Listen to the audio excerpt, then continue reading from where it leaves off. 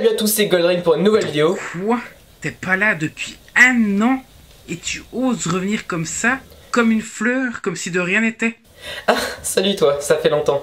Bon, je suis de retour pour de bon cette fois, ça me fait super plaisir, ça fait un an, je sais, je vous expliquerai tout ça dans une prochaine vidéo, c'est pas le thème puisqu'aujourd'hui je vais vous dire comment, selon moi, la WWE devrait booker The Miz contre Daniel Bryan. Pourquoi t'es là? Parce que c'est ma maison, je suis pauvre. C'est génial. Bon alors, donc mon booking commence au prochain pay-per-view Money in the Bank. Donc déjà, oui je regarde mes notes puisque je ne connais pas mon texte par cœur, puisque je suis con, vous l'avez. Alors, The Miz remporte la mallette Money in the Bank évidemment, et Styles bat Nakamura pour conserver, et pour en finir définitivement avec cette rivalité. Et donc nous voilà au SmackDown post Money in the Bank. Et qu'est-ce qui se passe? Eh bien le show commence avec The Miz qui arrive et qui se vante d'avoir gagné la mallette. Sur ce, Daniel Bryan arrive, l'interrompt. Bon, The Miz balance son trash talk comme il sait très bien faire, il en balance plein la gueule de Daniel Bryan, et donc il commence à se battre. Et quand Bryan commence à prendre l'ascendant, The Miz s'enfuit du ring en brandissant sa mallette, évidemment. Vous m'excuserez du petit bruit répétitif, mais je tourne dans une cave et donc il y a les compteurs électriques, c'est pas grave, hein, vous m'en voudrez pas. Donc en main event de ce SmackDown, on a un Open Challenge d'AJ Styles pour le titre de la WWE et Daniel Bryan répond. Le match est excellent, évidemment, mais, et c'est là que ça devient intéressant, Daniel Bryan porte un running high knee sur AJ Styles mais est totalement épuisé et ne va pas pour le tomber. Sur ce, The Miz arrive, cache sa mallette, et donc fait le tomber sur AJ Styles après un Skull Crushing Finale et remporte le titre de la WWE. Au SmackDown suivant, The Miz arrive pour célébrer et Styles demande évidemment son rematch. Bryan arrive, demande une opportunité également pour le titre puisque son match ne s'est pas terminé, et là Miz balance encore une fois tout son venin sur Daniel Bryan puisqu'on adore ça. Donc là, Bryan s'avance pour le frapper comme la semaine d'avant, mais Styles s'interpose entre les deux en leur demandant de ne pas voler le spotlight puisque c'est lui qui a le droit à un rematch. Il est l'ancien champion, c'est normal. Alors que Styles et Bryan sont à deux doigts de se battre, Paige, la General Manager, arrive et dit que le combat entre les deux n'aura pas lieu, tout simplement puisque les deux méritent une opportunité, et donc à Extreme Rules on aura un triple threat entre les trois pour le titre de la WWE. Elle annonce également le main event puisque chacun des trois compétiteurs choisira un partenaire et ils s'affronteront dans un triple threat tag team match.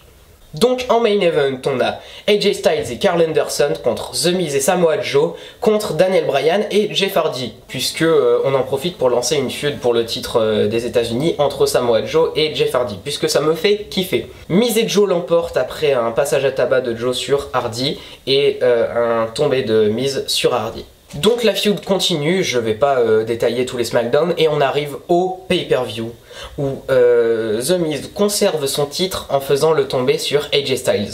Pourquoi le tomber sur AJ Styles? Tout simplement pour ne pas décrédibiliser Daniel Bryan puisque la feud va, vous le savez bien, continuer. Donc au SmackDown suivant, on a Paige qui annonce un match pour désigner le prochain aspirant numéro 1 au titre. Donc pourquoi pas un six-pack challenge puisqu'ils aiment bien ça à SmackDown. Et Daniel Bryan remporte ce match, donc devient l'aspirant numéro 1 au titre. Et donc à SummerSlam, on a The Miz contre Daniel Bryan. Et donc en main event de SummerSlam, puisque évidemment un match comme ça c'est en main event et pas un match de Brock Lesnar à la con chiant et répétitif, Daniel Bryan bat The Miz pour devenir le nouveau champion de la WWE. Et là, normalement, il y en a certains qui sont en train de rager. Pourquoi je fais gagner Daniel Bryan alors que le règne du Miz n'a duré qu'un mois? Eh bien c'est pour deux raisons.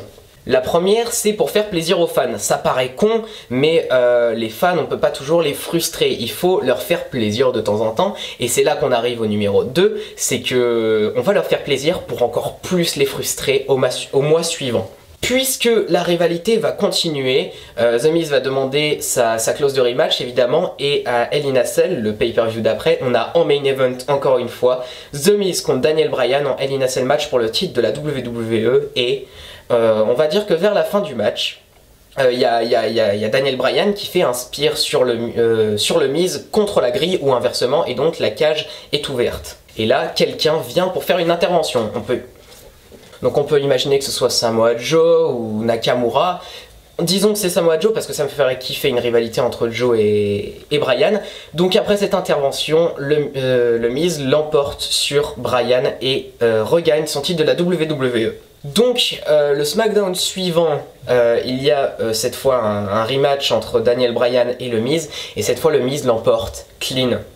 Sur un petit paquet pour pas trop décrédibiliser Daniel Bryan, mais toujours clean pour donner plus de crédit en tant que champion au Miz. Et c'est là que vous vous rendez compte pourquoi j'ai fait gagner le titre à Bryan, c'est parce que c'est beaucoup plus frustrant pour les fans de Bryan qu'ils perdent le titre à cause d'une intervention de Joe qu'ils perdent une opportunité. Enfin ça paraît logique. Donc après le match, Samoa Joe attaque Daniel Bryan et s'en va pour conclure le show sur la victoire du Miz qui brandit son titre encore une fois. Ah oui, et un autre avantage d'avoir fait gagner le Bryan, c'est que ça fait 2 règnes pour The Miz en plus. C'est toujours bien pour les stats. Donc on va dire que The Miz enchaîne les rivalités, pourquoi pas contre AJ Styles, pourquoi pas contre Andrade Cien Almas s'il turn face, mais j'ai pas envie de voir ça. Joe contre Bryan, ça dure jusqu'à la fin de l'année. Et donc on arrive au Royal Rumble où ce que je vais dire sera très prévisible. Le Royal Rumble match est bien évidemment remporté par Daniel Bryan. Ça paraît con et prévisible, mais c'est logique. Daniel Bryan doit remporter un Royal Rumble match. Donc Daniel Bryan remporte le Royal Rumble match. Pourquoi? Puisqu'il le faut, il doit gagner un Rumble match dans sa carrière. Ne serait-ce que pour 2014, la frustration qu'il y soit pas. 2015, la frustration qu'il soit éliminé si tôt. Et le Greatest Royal Rumble, où il a quand même battu le record de longévité dans un Rumble avec plus d'une heure, si je me trompe pas, 1h07 et 45 secondes. Je suis un gros fanboy. Donc on a en main event de WrestleMania, je sais j'ai un gros problème avec Miz contre Daniel Bryan en main event, mais il faut que ce soit le main event de WrestleMania 35 à New York. On a The Miz contre Daniel Bryan et qui c'est qui remporte? Eh bien je ne vous le dirai pas. Premièrement, puisque je n'ai pas d'idée fixe sur la chose, je ne sais pas qui devrait gagner entre les deux.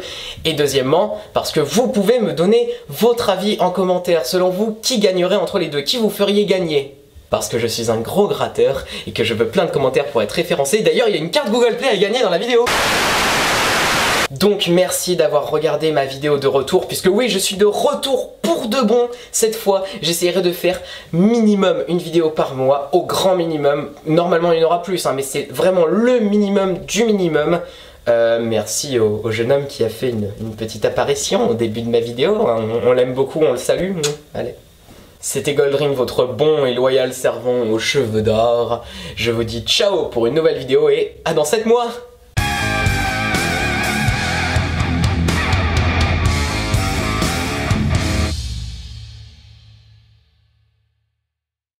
Putain, c'est pas grave.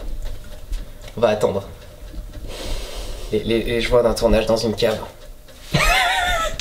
Les joies d'un tournage dans une cave. Les doubles joies. Celle-là, je vais la garder pour la fin de la vidéo. Non, évite de rentrer, ça sent la poule morte. Il y en a une de poule morte, je crois.